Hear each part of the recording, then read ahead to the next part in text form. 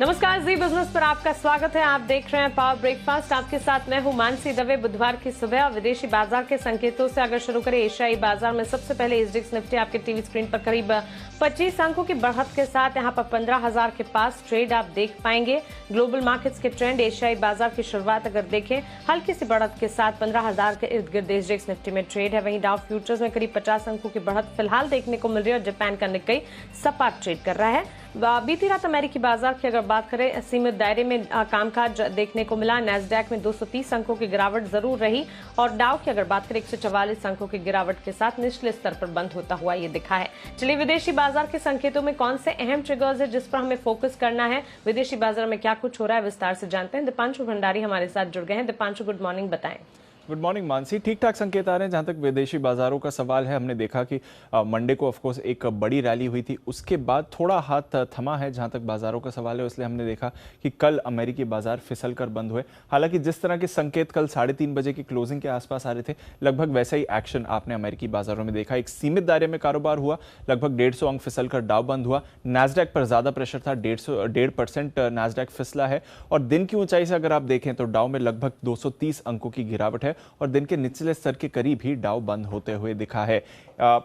बात करें एक्शन की, तो एक तो दिग्गज टेक्नोलॉजी शेयर्स में बिकवाली थी जिसकी वजह से हमने प्रेशर बनते हुए देखा। इसके अलावा जो कुछ कंज्यूमर शेयर्स थे, साथ ही एनर्जी स्पेस पर भी बिकवाली का दबाव था जिसकी वजह से हमने डाउ पर प्रेशर बनते हुए देखा है। पर एक अच्छी बात इसमें यह है कि बॉन्ड यील्ड में स्थिरता थी, बॉन्ड यील्ड में ज्यादा उतार चढ़ाव नहीं हुआ। तो ये एक चिंता का जो विषय बाजार के लिए रहा है, वहां से कोई खराब संकेत नहीं आते हुए दिखे। इसके अलावा जो बाइडेन साहब ने एक बड़ा बयान दिया है, उन्होंने कहा है कि मई तक हर अमेरिकी नागरिक के लिए वैक्सीन उपलब्ध होगी और ये 2 मंथ्स अहेड ऑफ शेड्यूल है। तो जो वैक्सीनेशन का प्रोग्राम है जिसके बेसिस पर अनलॉक पूरा डिपेंड करता है, वहां से अच्छी खबर आती हुई दिख रही है। इसके साथ ही जो स्टिमुलस प्लान है उस पर आज से शायद अमेरिकी सेनेट चर्चा करना शुरू कर सकती है। तो ये भी एक पॉजिटिव क्यू आ रही है जो आगे के लिए डेवलपमेंट में नजर रखनी पड़ेगी। यूरोप की बात करें तो वहां पर हल्की सी बढ़त के साथ बाजार बंद हुए। कच्चे तेल पर फिर से दबाव दिखा और ब्रेंट अब $63 के नीचे फिसल चुका है। WTI $60 के नीचे है। कल ओपेक की बैठक है तो वहां पर हमारी नजर बनी हुई है। सोना निचले स्तरों से थोड़ा संभला है, हालांकि कुछ ज्यादा बड़ी खरीदारी नहीं हुई है और डॉलर में भी हल्का सा रिबाउंड दिखा है।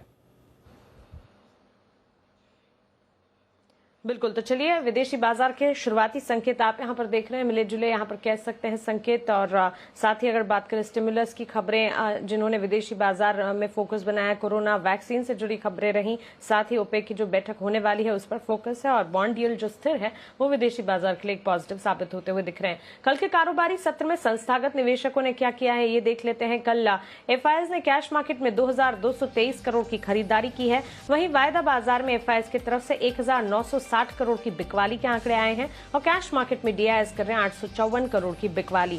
तो क्लियरली खरीदारी है कैश मार्केट में, वायदा बाजार में है बिकवाली एफआईएस की और कैश मार्केट में डीआईएस की तरफ से भी बिकवाली के ही आंकड़े आते हुए देखने को मिल रहे हैं।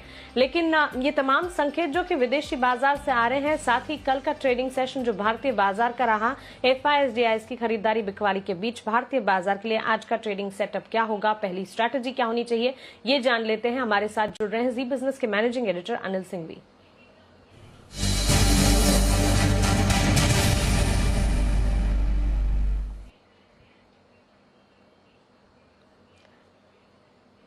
Anil sir, good morning. विदेशी बाजार के संकेतों को आज कैसे समझें और भारतीय बाजार के लिए फिर पहली रणनीति आज के लिए क्या होगी? Good morning Mansi. देखिए, विदेशी बाजारों के संकेत मिले जुले मानकर चले, क्योंकि जैसा लगभग 125 अंक नीचे बंद हुए हैं अमेरिकी बाजार, डाउ पर लगभग उतनी ही कमजोरी की आशंका थी कल जब भारतीय बाजार बंद हुए। तो कमोबेश ट्रेडिंग सेशन वैसा ही रहा, उतार चढ़ाव के बीच में कोई खास बदलाव नहीं हुआ है और बॉन्ड यील्ड्स भी जैसा अभी दीप बता रहे थे लगभग स्थिर है। तो ग्लोबल मार्केट्स में कोई खास बड़ा एक्शन नहीं है। एक बड़ी तेजी के बाद कल अमेरिकी बाजार थोड़ी सुस्ती के मूड में रहे और डाउ फ्यूचर्स भी हल्के से पॉजिटिव है। तो हमारे लिए संकेत न्यूट्रल से हल्के पॉजिटिव साइड पर ही मानकर चले। भारतीय बाजारों में 2 दिनों में बढ़िया एक्शन दिखा है और वो एक्शन आपको थोड़ा और आगे बढ़ता हुआ दिख सकता है। दोनों तरफ के ट्रेड आज फिर से आपको मिल सकते हैं, जहां एक और निचले स्तरों से सपोर्ट आता हुआ दिखेगा। और इस सपोर्ट की सबसे बड़ी वजह है एफआईएस की दमदार खरीदारी के आंकड़े। कैश मार्केट और फ्यूचर्स दोनों में एफआईएस की तरफ से बढ़िया खरीदारी के आंकड़े आते हुए दिखे और उसका आपको असर दिखेगा कि निचले स्तरों से बाजार में खरीदारी आएगी। ऊपरी स्तरों पर चूंकि बहुत ज्यादा ग्लोबल मार्केट भाग नहीं रहे, तो हल्की फुल्की प्रॉफिट बुकिंग आती दिखेगी और आप 15,000 के नजदीक भी पहुंचे तो जाहिर सी बात है कि वो एक ऐसी रेंज है जहां पर थोड़ा सा मनोवैज्ञानिक तौर पर बड़ा स्तर है। तो अब आज के लिए जो मजबूत सपोर्ट के तौर पर रेंज है वो है 14,760 से लेकर 14,800। इस रेंज को सपोर्ट के तौर पर मानकर चलिए और ऊपरी स्तरों पर 15,000 से 15,065 वो रेंज है जहां तक जाने की कोशिश निफ्टी की हो सकती है और उसके पार निकले तो 15,150 15,175 तक के लेवल आते हुए दिख सकते हैं। जहां तक बैंक निफ्टी का सवाल है, लगातार पिछले 2 सेशन से 35,000 के आसपास अच्छा मजबूत सपोर्ट बैंक निफ्टी ले रहा है, तो 34,800 35,000 बैंक निफ्टी के लिए मजबूत सपोर्ट के तौर पर रहेगा और ऊपरी स्तरों पर 35,850 से 36,100 इस रेंज को बैंक निफ्टी ऊपर ट्रेड करने की कोशिश करेगा। इस पर रखना चाहिए आपको फोकस। बिल्कुल अनिल सर, शुक्रिया ये पहली रणनीति और साथ ही आज के लिए ट्रेडिंग सेटअप कैसा हो सकता है ये हमें बताने के लिए। पहली रणनीति आप निफ्टी के लिए देखें, मजबूत सपोर्ट 14,760 से 14,800 के आप मानकर चल सकते हैं। उसके बाद 15,000 से 15,065 निफ्टी के लिए मजबूत सपोर्ट का काम करेंगे। उसके पार जाने पर 15,150 से 15,175 तक के लेवल्स भी देखने को मिल सकते हैं। तो 15,000 से 15,065 को ऊपरी रेंज के तौर पर मानकर चले और उसके आगे 15,175 तक जाने का यहाँ पर दम दिख रहा है। बैंक निफ्टी 34,800 से 35,000 मजबूत सपोर्ट का काम करेंगे, वहीं 35,850 से 36,100 इस दायरे को आप बैंक निफ्टी के लिए ऊपरी रेंज के तौर पर मानकर चलें। लेकिन चलिए अब एक और अहम खबर का रुख करते हैं। एक एक्सक्लूसिव खबर लेकर जी बिजनेस की एग्जीक्यूटिव एडिटर स्वाति खंडेलवाल अब हमारे साथ जुड़ गई हैं। Swati, good morning. बताएं कौन सी खबर है जिस पर आज नजर रखनी होगी? जी हाँ, बिल्कुल एक बेहतरीन इम्पोर्टेंट खबर आ रही है और ये खबर मार्केट बहुत क्लोजली मॉनिटर कर रहे हैं और ये टाटा पावर से जुड़ी खबर है। मुझे सूत्र बता रहे हैं कि 2 हफ्ते, आज से लेके 2 हफ्ते में यानी 15 मार्च के पहले पहले कंपनी का इनविट लॉन्च हो जाएगा। आपको पता है ये इनविट की एक्सपेक्टेशन है, ये कब आएगा, किस तरीके का इस पे रिस्पॉन्स मिलेगा। तो मुझे सूत्र बता रहे हैं कि यहाँ पर कंपनी 2 हफ्ते एक तो टाइमलाइंस की बात कर ली गई, 2 से 3 बड़े निवेशक इस इनविट में हिस्सेदारी लेंगे। इनफैक्ट सूत्र बता रहे हैं कि पेट्रोनास जो एक विदेशी निवेशक है ये यहाँ पर एक्टिवली और बड़े हिस्सेदारी लेने की तैयारी में है। इसके अलावा 1-2 और निवेशक हैं जो इसमें आएंगे। बेसिकली जो 51% स्टेक है जिसको जो इस इनविट में विदेशी कंपनीज को दिया जाएगा वो पूरी तरह लैप अप हो जाएगा। सूत्र हमें ये कंफर्मेशन दे रहे हैं। 2500 मेगावाट के रेन्यूएबल पोर्टफोलियो इनविट में जाएगा बेसिकली, जिसमें 600 megawatt under construction renewable project भी वहां पर डाले जाएंगे। और बेसिकली इससे टाटा पावर के लिए अच्छी बात है कि उनका कर्ज बहुत हद तक कम हो जाएगा, ऑलमोस्ट आधा हो जाएगा of the levels that it is right now. 25,000 crore रुपए के कर्ज तक ये अब कंपनी का घटकर यहाँ पर इस लेवल्स पर आ जाएगा और इनविट पे टाटा पावर का 12,000 करोड़ रुपए का कर्ज ट्रांसफर हो जाएगा। तो ये एक इम्पॉर्टेंट डेवलपमेंट है। कंपनी का इनविट एक जो मार्केट बहुत ध्यान से देख रहा है कब आएगा, क्या पार्टिसिपेशन होगा, उस पर ये बहुत अहम अपडेट इस वक्त मेरे पास है।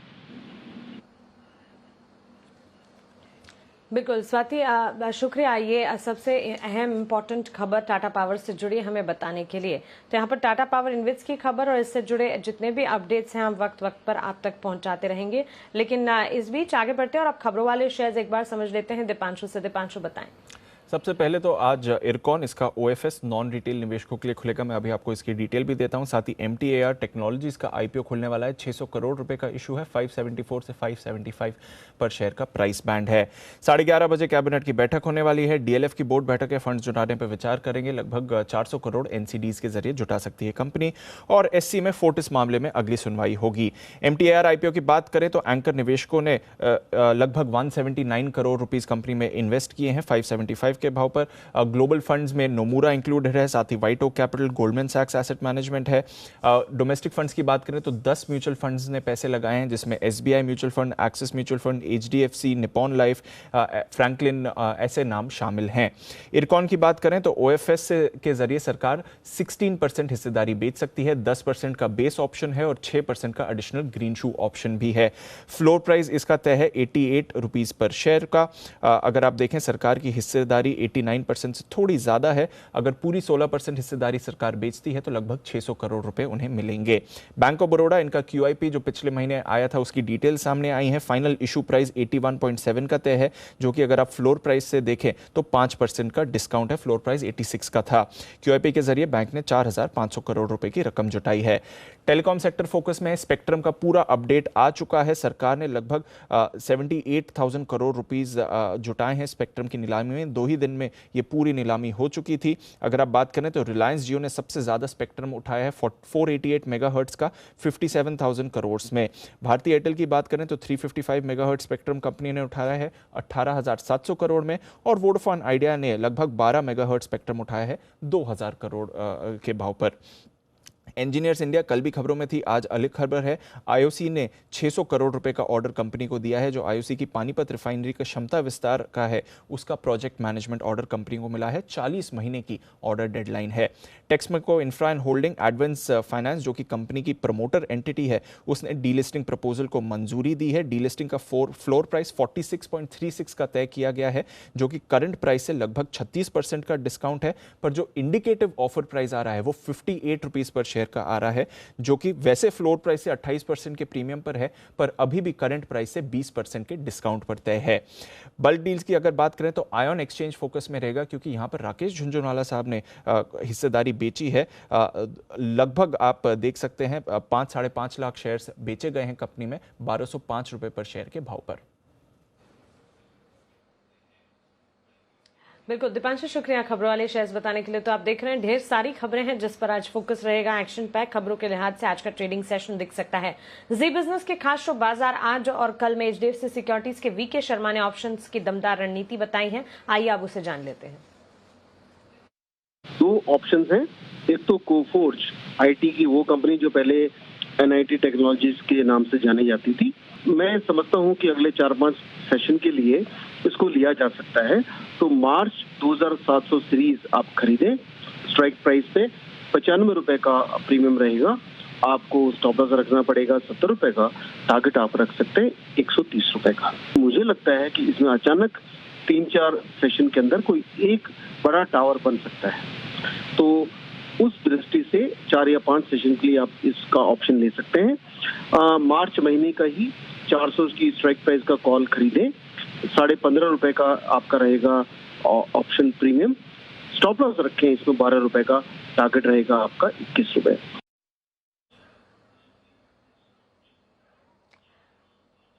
तो जैसे कि आप देख रहे हैं 2 ऑप्शंस की कॉल आपके पास, और हर रोज शाम 7:30 बजे हम हमारी एक खास पेशकश बाजार आज और कल आपके लिए लेकर आते हैं, और इसमें ऑप्शंस की दमदार रणनीति, साथ ही दिन भर में बाजार का एक्शन कैसा रहा विस्तार से आपको बताते हैं। तो कमाना है मुनाफा तो हर रोज शाम हमारी एक खास पेशकश बाजार आज और कल देखना बिल्कुल ना भूलें। कुछ इंपॉर्टेंट ट्रेडिंग कॉल्स अब आपके लिए। चॉइस ब्रोकिंग से शुरुआत करेंगे। बंधन बैंक पर ये खरीदारी की राय दे रहे हैं। यहाँ पर खरीदारी की जा सकती है। 359 के टारगेट्स को ध्यान में रखा जाए।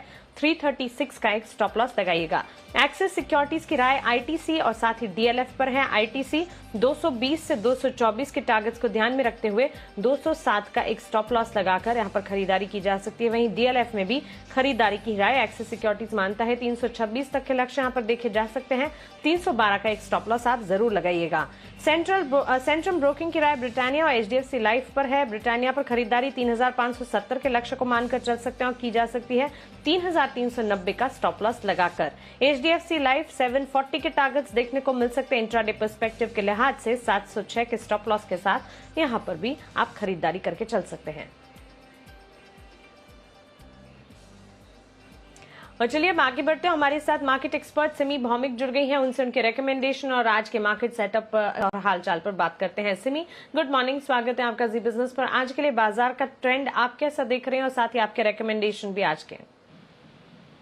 Very good morning Mansi. मुझे लगता है कि निफ्टी बैंक निफ्टी दोनों में कल क्लोजिंग बहुत ही शानदार रहा और आज एक्सपेक्टेड है कि आज भी मोमेंटम मेंटेन्ड होगा, पर मैं थोड़ा सा लोअर लेवल, थोड़ा सा इंटरडे डीप पर खरीदने का सलाह दे रही हूँ।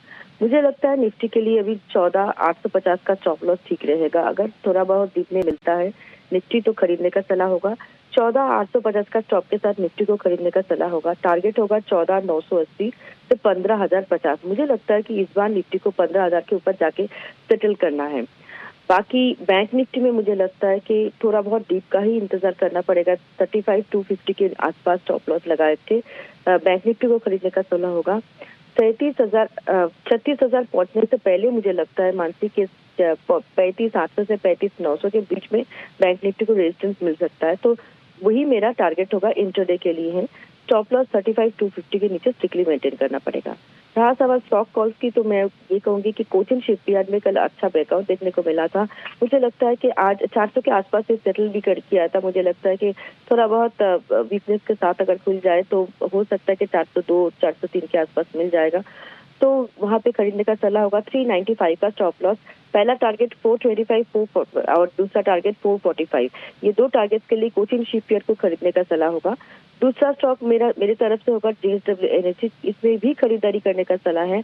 83 का स्टॉप लॉस के साथ टारगेट होगा 89 से 92।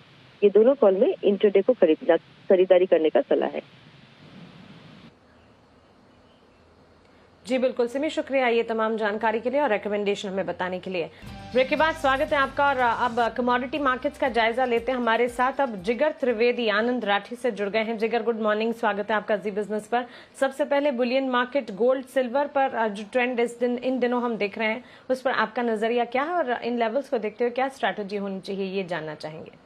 Good morning Mansi. तो हमने देखा है कि 1760 1710 कॉमर्शियल गोल्ड के आसपास हमने एक बाउंस बैक देखा हुआ था। ऑलरेडी फरवरी में हमने वीकनेस देखी थी और शॉर्ट कवरिंग अभी आ रहा है।